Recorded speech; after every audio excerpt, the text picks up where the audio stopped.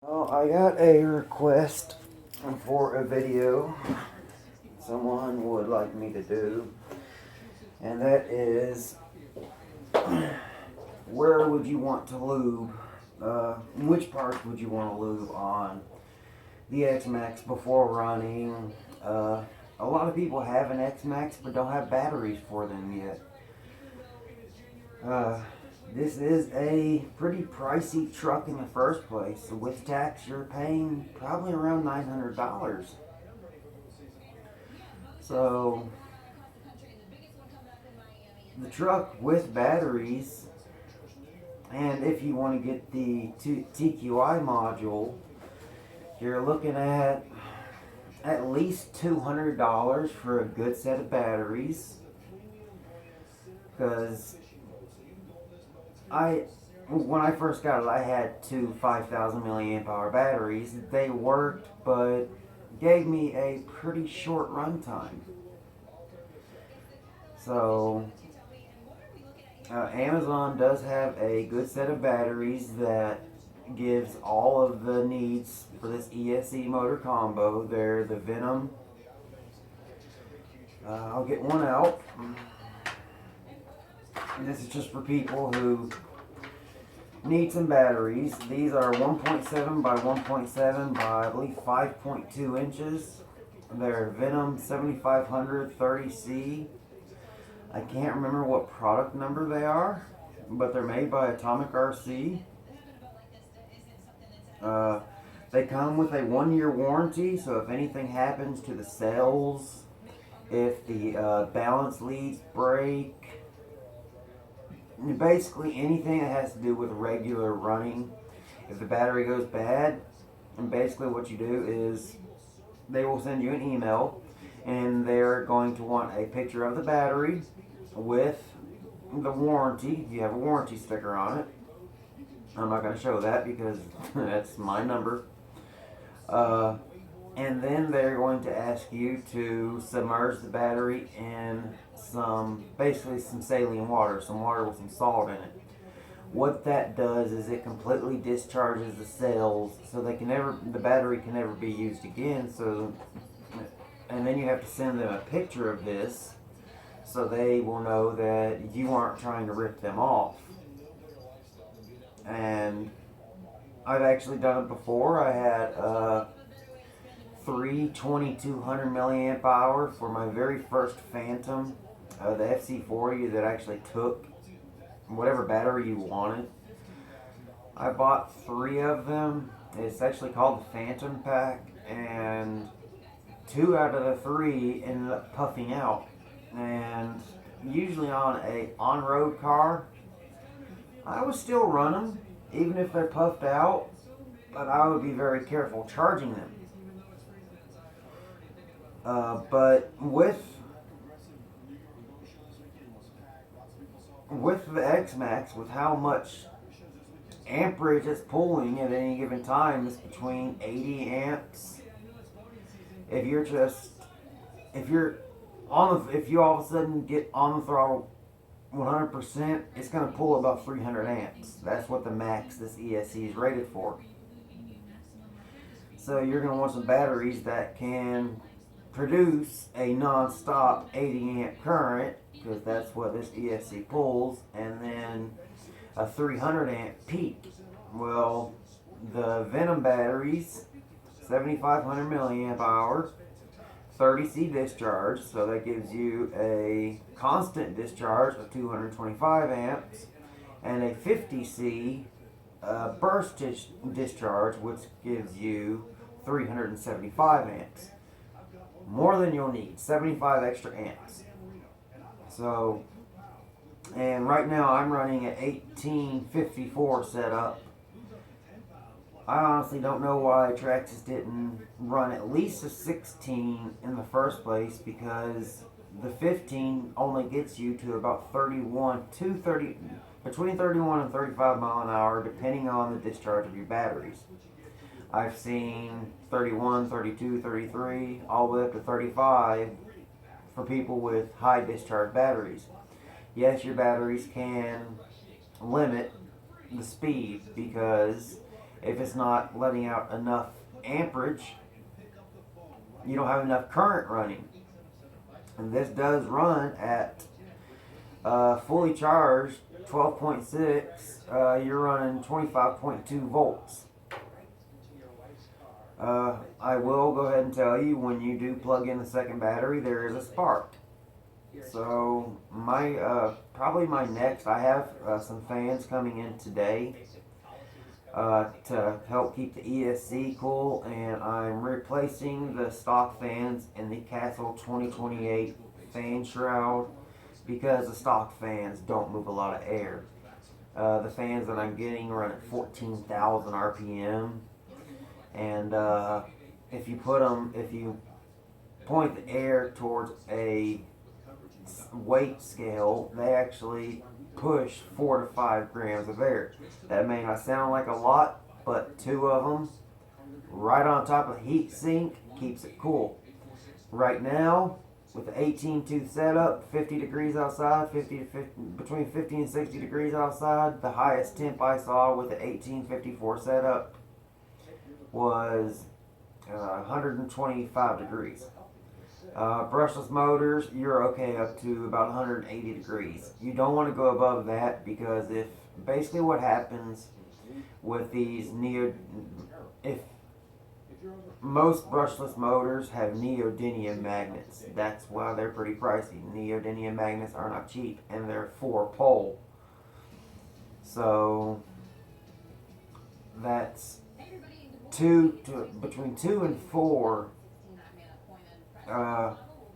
separate magnets. The Teak and Rock 412 1200 kV I have in here is a 4-pole, and it has 4 different magnets on it, and it's censored. Basically, what the sensors are Hall effect sensors, and they see where the rotor is, and they send that information back to the ESC, so you can go at a much it won't cog, which is basically, it has to run at a certain speed. You can't get a slow crawl out of a brushless motor. Get away, Kitty. You can't get a slow crawl out of a brushless motor unless it is censored, or you have an extremely short gearing. I know my shocks don't look to scale at all on this vehicle. They are actually about as thick as the damn axles. But I really wasn't going for a scale look on this. I was looking more for a just an ultimate trail / rock climb rig. Right now, with the battery I have in it, it's set up for trail.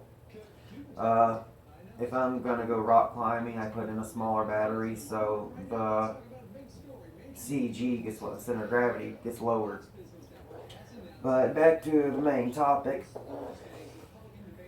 The main parts you're going to want to lubricate on the X-Maxx are the front and rear differentials. You're going to want to get some high quality marine grease. The reason I say marine grease is marine grease has silicone in it. And I mean grease. If I wasn't doing this video by myself, I would go get my marine grease, but it's in another room. But basically it comes in a tube, and you just put your finger down in it. I mean, not a lot of people are going to go out and buy a grease gun just for RC vehicles, because hell, that's about $30 that you're really not going to need. You can do it with your finger. Definitely, before you run it, you're going to want to take out your diffs, take them apart. Why? This Traxxas Summit has 100,000 weight silicone grease in them, in its differentials. They're meant to lock up. Basically, you can lock the differentials in the Summit. This has 10,000 weight in the front and 30,000 in the rear. I would seriously suggest at least 50,000 front and rear to give a thicker viscosity. I mean, even doing that, you can see the wheels spin easily, and such a big vehicle and being so heavy. I mean, that thick grease is going to coat things much better, and it's going to provide more protection. Another place you're really going to want to lubricate is your CV joints. CV standing for constant velocity.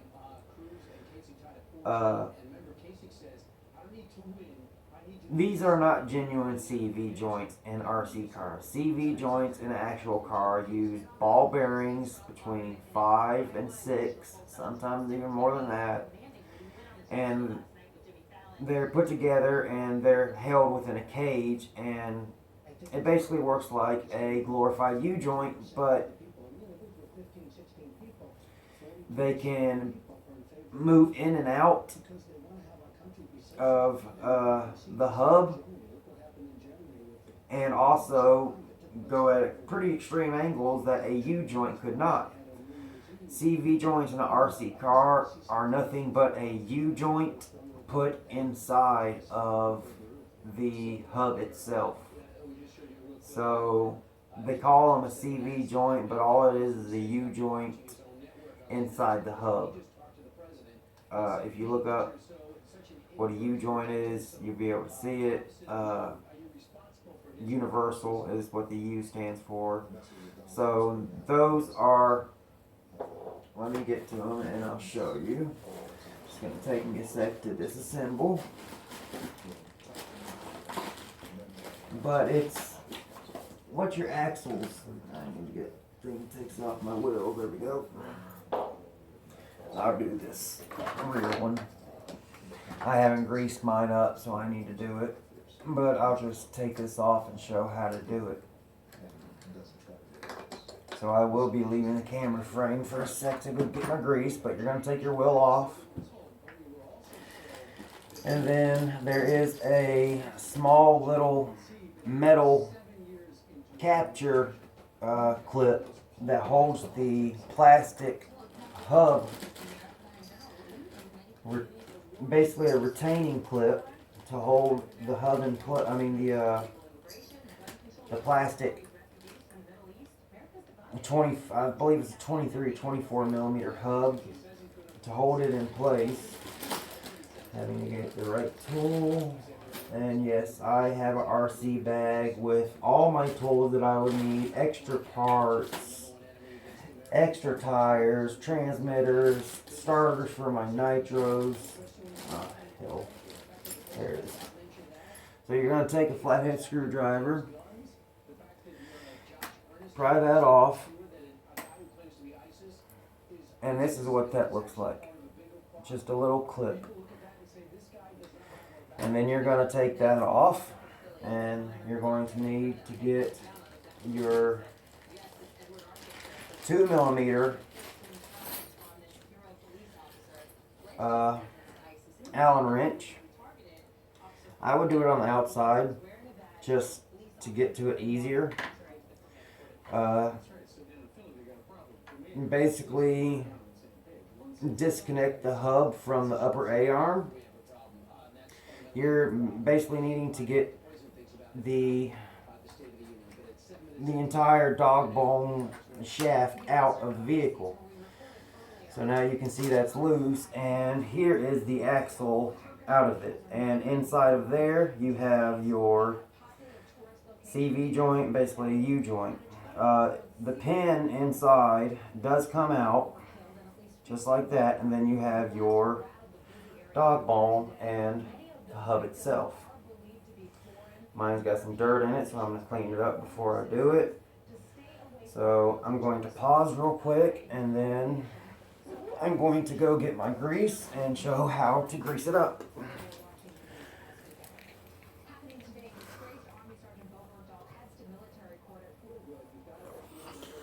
Okay, my flash didn't come back on, so I apologize about that.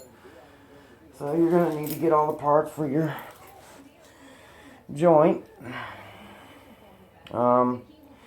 The everything comes apart.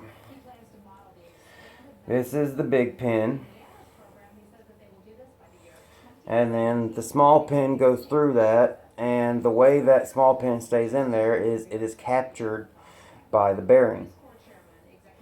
So basically what you're going to want to do is clean it up.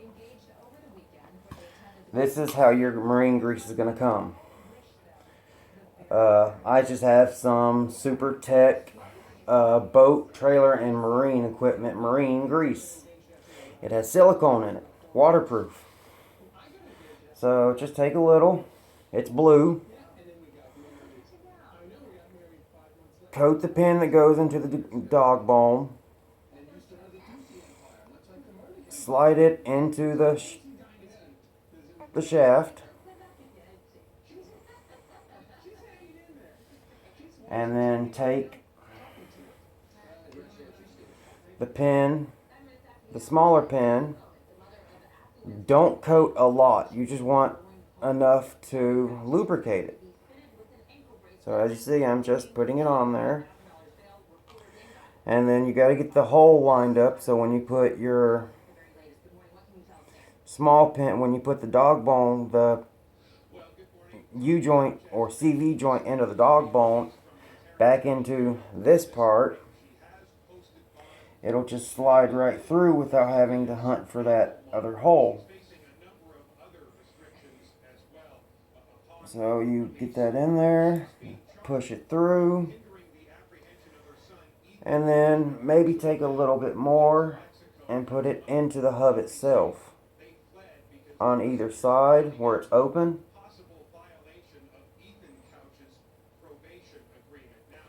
And then just work the grease in. And now, that is one thing that you will notice with this vehicle if you do not do this, is the vehicle does squeak. That squeaking is the U-joints, the CV joints. I would also put a small amount of grease on the outdrive itself, so the dog bone can slide in and out. Not a lot at all. You do not need a lot of this stuff. And then you simply take your dog bone, slide it back in place, put it back through your bearings. If your bearings are dirty, take them out, clean them. Take the hub adapter, which goes into the wheel. That's what this is. A lot of people question, oh no, that's going to strip out. It's splined. It doesn't have a pin like regular RC vehicles. That's one thing they did about with this vehicle, because you have so much power and so much weight, everything is splined. The one place I did find a pin is the spur gear shaft, where it sends power down to the drive shaft itself. There is a pin that holds the gear on to the shaft. Why they decided to go with a pin, I don't understand, because that is a critical point where the power is transferred from the pinion gear to the spur gear, and then from the spur gear down to the drive shaft. But then you're just going to take this and put it back onto your vehicle. Clean up your fingers. I didn't come 100% prepared. I'll just wipe it right there for now. Then you're going to take your clip and that little thing, put it back on your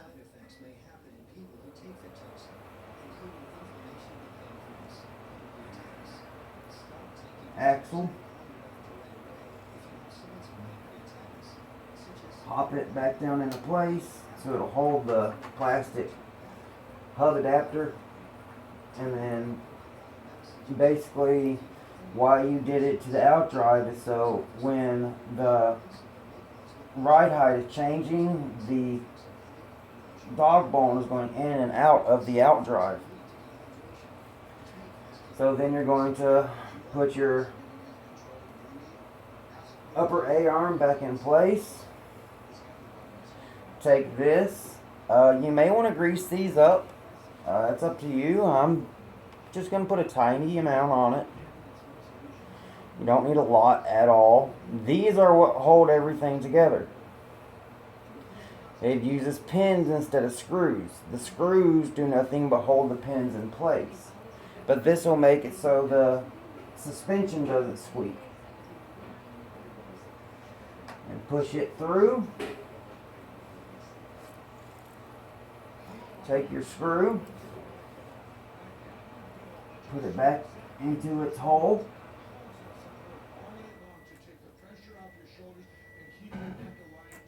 Tighten it down. My Pillow is the official pillow of the National Sleep Foundation. My Pillow is machine washable and dryable and comes with a 60-day money back. And that holds the pins in place, so they won't fall out. And you have, I would say, 4 or 5 millimeter pins, carbon steel pins, holding everything in this vehicle together instead of just a screw about 2 millimeters in thickness, maybe 2.5 millimeters in thickness. Everything on this vehicle is made bigger, badder. Like I said, the only weak point I have found was that pin that takes the power from the spur gear shaft and transfers it to the drive shaft gear, which is a pretty large gear itself, but it's plastic. I think they pretty much did that for a smoother ride. Once they come out with a metal one, I'm going to get that. I'm going to get metal spur gear. Robinson Racing says that with their pinion gears, it's best to use with a plastic spur gear, but if you lubricate the metal on metal well enough, you don't want to put a lot on, you just want to put enough to lubricate it. If you put too much on, it'll bind up. But you just put your tire back on, and that's it. You have lubricated your axles and your upper suspension arm. You're going to have to do all 4 pins. So altogether you've got 16 pins all the way around to give it a smoother, an overall smoother, what the hell is the word? A smoother suspension travel. And this thing has some pretty extreme suspension travel. I have my shocks preloaded pretty well because of the gearing I'm using right now, and seeing that I'm not doing a lot of jumping. I would also suggest you can't change the pistons inside these GTX shocks. They are 6-hole pistons. In order to make the rebound faster or slower, you are going to have to change the liquid inside of the shocks. And these are some very large shocks, and they take a lot of silicone oil. But I would honestly, just for bashing, look at between 40 and 50 weight. It comes with, I believe, either 20 or 30 weight, and that's pretty thin. I mean, it has a very too smooth for my opinion. It could be stiffer, but this is also pretty much 100% a bashing truck. They do not have a racing series for monster trucks, but now that the X-Maxx has come out, the X-Maxx is a vehicle in its own category pretty much, because there is no other vehicle out there that compares to this. Maybe the HPI Savage, I can't remember the name of this HPI Savage XL, the large one with the 5.9 cc nitro motor, or the Octane XL with, I believe it has a 29 cc gasoline motor, but that gasoline motor takes up the entire vehicle. I don't like the idea of that. I mean, you really don't have much of a transmission, but you do have a better motor. It's a two-stroke relative to a nitro. A nitro motor runs on compression, and a two-stroke motor runs on spark. Nitro motors wear out faster than two-stroke motors do. So you're going to have to weigh your options there. The nitro version is cheaper. I saw it in my hobby shop, it was $750. The Octane, you're looking at about $1,000. But your extra money is going to buy you extra durability. A lot of people complain about their wheels coming off their rims. I have not had that problem one bit. Maybe a little bit of cracking from the glue, but they have not come off at all. And like I said, I'm running 6S and an 18-tooth Spur. The tires balloon so damn much that it honestly feels like it's hydroplaning, and it's on solid ground, especially on asphalt or concrete. At full speed with this thing, you have a very difficult time controlling it. And the last thing I'm going to get to are the parts of the body that are the most likely to get damaged.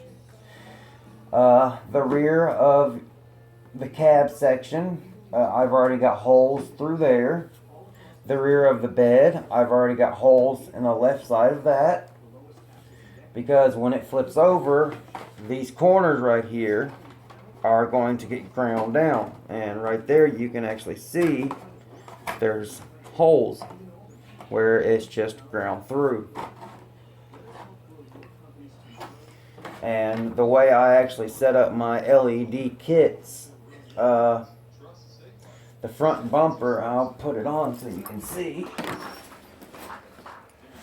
The front bumper protects the LEDs. And I did the same for the rear. I put them low enough so the angle, I'll show it in a sec, make sure it's in the shot. As you can see, the front bumper protects it. They're a little up at the top, since I have them pivoted forward some, up at the top. They're a little vulnerable, but hell, it was $15 for this kit. So I'm not bitching at all, because hell, I'm running 48 LEDs up front and 12 in the rear. And I'll show the rear also. As you can see at the rear, there's this angle right here. When I get it completely settled and locked in,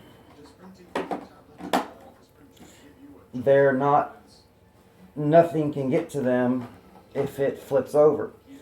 All they are 6 LEDs in a row,